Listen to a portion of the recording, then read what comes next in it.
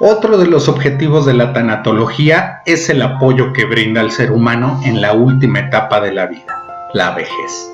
La curva poblacional humana va cuesta abajo, es decir, la pirámide poblacional lentamente se está invirtiendo y para el año 2050 el grupo de 70 años y más será mayor que el resto.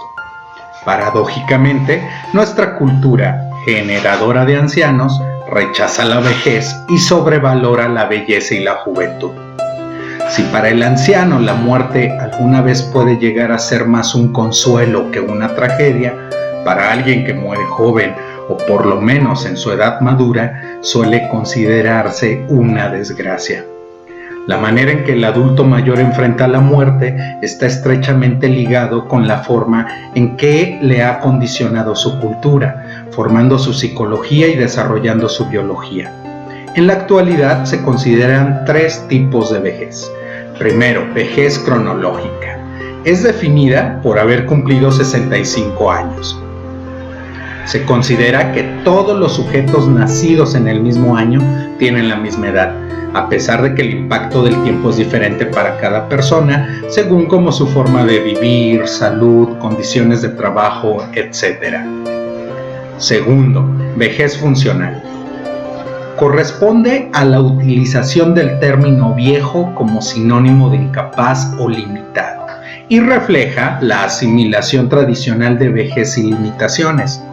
La vejez humana origina reducciones de la capacidad funcional debido al transcurso del tiempo, pero esas limitaciones no le imposibilitan desarrollar una vida plena. Las barreras a la funcionalidad de los ancianos son fruto de los mitos sobre la vejez más que el reflejo de deficiencias reales. Tercero, vejez, etapa vital. Esta concepción de la vejez resulta la más equilibrada y moderna y se basa en el reconocimiento de que el transcurso del tiempo produce efectos en la persona, quien simplemente entra en una etapa distinta a las vividas con una realidad propia, limitada únicamente por condiciones objetivas externas y por las subjetivas del propio individuo. En esta etapa, el ser humano posee ciertas limitaciones que con el paso del tiempo se van agudizando, pero por otra parte, tiene potenciales únicos, serenidad de juicio, experiencia, madurez vital, perspectiva de la historia personal y social, que pueden compensarse si se utilizan adecuadamente. La mayoría de los seres humanos nos preguntamos ¿por qué envejecemos? La respuesta a esta pregunta parece estar contenida en las teorías sobre envejecimiento biológico, las cuales se dividen en 2 categorías. La primera, teorías de programación genética. Inciso A, teoría de senectud programada. El envejecimiento es el resultado del encendido y apagado secuencial de ciertos genes. La senectud es la época en que las pérdidas asociadas a la edad son más evidentes. Inciso B, teoría endocrina.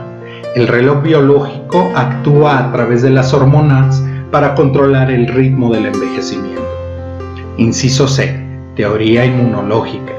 La declinación programada en las funciones del sistema inmune conduce a la vulnerabilidad creciente y a enfermedades infecciosas y en consecuencia al envejecimiento y la muerte. Segundo, teorías de índice variable. Inciso A, teoría de desgaste natural. Las células y tejidos tienen partes vitales que se agotan. Inciso B, teoría del radical libre.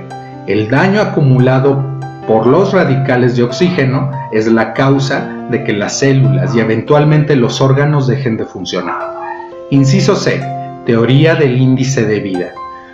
Cuanto mayor sea la tasa metabólica de un individuo, mayor es la duración de su vida. Inciso D, teoría autoinmune. El sistema se confunde y ataca sus propias células corporales. Más allá del envejecimiento biológico, existe también un envejecimiento social que se refiere al papel que impone la sociedad a la persona que envejece, donde están involucrados todos los prejuicios que la sociedad manifiesta en relación con los ancianos. El envejecimiento biológico y el envejecimiento social son responsables de los problemas que aquejan a las personas de edad avanzada. Sin embargo, independientemente del tipo de vejez que sea, como ser biológico que somos dotados de conciencia, el ser humano se percata de forma dolorosa de que muere un poco día tras día. Por la proximidad de la muerte, el adulto mayor sufre un proceso de interiorización y de reencuentro en la soledad del espíritu. Es precisamente en este punto donde la labor del tanatólogo se torna invaluable, ya que les facilita ese proceso y les ayuda en las tareas que han de realizar hasta que ocurra la muerte. En el estado de vejez, es frecuente que los ancianos se pregunten: ¿cuál es el significado de la vida? ¿Existe Dios? ¿Cuida Dios de nosotros? ¿Nos escucha y comprende? ¿Por qué sufro? ¿Existe algún motivo para el sufrimiento? ¿Qué pasa después de esta vida? ¿Ha valido la pena vivir? Estas inquietudes no resueltas pueden dar origen a una sensación de incapacidad y pueden crear a su vez otro motivo de sufrimiento, el espiritual. La mayoría de los ancianos desearían poder dialogar sobre su estado, su enfermedad, sus cosas, sus esperanzas y los aspectos espirituales de la vida y muerte con su médico. Pero se ha observado en los últimos 2 decenios que encuentran más fácil hacerlo con un miembro del equipo tanatológico cuando lo hay, u otro enfermo o familiares cercanos, por ser estos frecuentemente más accesibles. El problema para los médicos es que no siempre comprenden lo que los ancianos les quieren decir o no les permiten expresarse, porque no han sido entrenados para percibir lo que está más allá de las palabras y para adelantarse a estos temas, aunque el lenguaje del espíritu es el lenguaje habitual, el común de toda la sociedad. Si el anciano habla de perplejidad antes que le acontece, de soledad, tristeza, remordimiento, culpabilidad y que desea averiguar el sentido de las cosas, está hablando de temas que le son lejanos a los médicos. El anciano necesita que alguien se siente a su lado y le escuche. Eso es lo que el tanatólogo debe hacer, escucharlo y comprenderlo en forma empática. La angustia espiritual del anciano deberá ser considerada en términos del pasado, por ejemplo, memorias dolorosas y culpabilidad, del presente, aislamiento e ira, y del futuro, temor y esperanza. Es importante ayudarlo a entender que una persona es normalmente responsable de su estado y se adapta mejor cuando permanece realista y esperanzada ante cualquier situación. Los ancianos que resuelven la crisis final de integridad frente a la desesperanza logran aceptar tanto lo que han hecho con sus vidas como la muerte inminente. Una manera de cumplir esta resolución es a través de la revisión de la vida. Las personas que sienten que sus vidas han sido significativas y que se han adaptado a sus pérdidas pueden ser capaces de enfrentar mejor la muerte.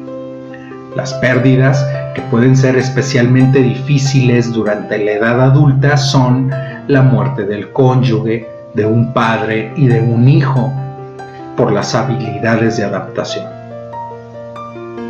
Primero, cónyuge sobreviviente. La viudez es uno de los mayores retos emocionales que puede enfrentar el ser humano. Existe una gran probabilidad de que la persona viuda pronto siga al cónyuge a la tumba. Las dificultades económicas pueden ser un grave problema. La vida social también cambia. La familia y los amigos permanecen al lado del doliente inmediatamente después de la muerte, pero luego regresan a la rutina de sus propias vidas. La soledad, la tristeza y la depresión dan paso a la capacidad de valerse por sí mismos. Las personas que se adaptan mejor son aquellas que se mantienen ocupadas. 2. Pérdida de uno de los padres. La muerte de uno de los padres puede ser una experiencia que ayude a crecer. Puede ayudar a que los adultos resuelvan aspectos importantes del desarrollo, lograr un fuerte sentido de sí mismos y una conciencia más realista de su propia mortalidad, junto con un mayor sentido de responsabilidad, compromiso y apego a los demás. 3. Pérdida de un hijo. En muy pocas ocasiones, los padres están preparados para soportar la muerte de un hijo. La muerte, sin importar a qué edad ocurra, representa un golpe cruel, no natural y un evento inoportuno, que en el curso normal de las cosas no debería haber sucedido. Es posible que los padres se sientan fracasados, sin importar cuánto han amado y cuidado al hijo, y encuentran muy difícil la pérdida. Se debe tener presente que los ancianos son más susceptibles para las reacciones de duelo complicado, no solo por su edad, su vulnerabilidad física, el número de pérdidas que ellos experimentan, sino por el poco apoyo social que tienen. Durante el proceso de apoyo tanatológico, se debe recordar que el anciano que pasa por un duelo complicado puede exhibir con frecuencia comportamientos manipulativos, coercitivos y de búsqueda de soporte. Por el contrario, otros pueden refugiarse en el aislamiento, el mutismo y la depresión, lo que pueden conducirlo a su abandono y muerte posterior, por lo que hay que tenerlo presente durante el apoyo integral que se les otorga.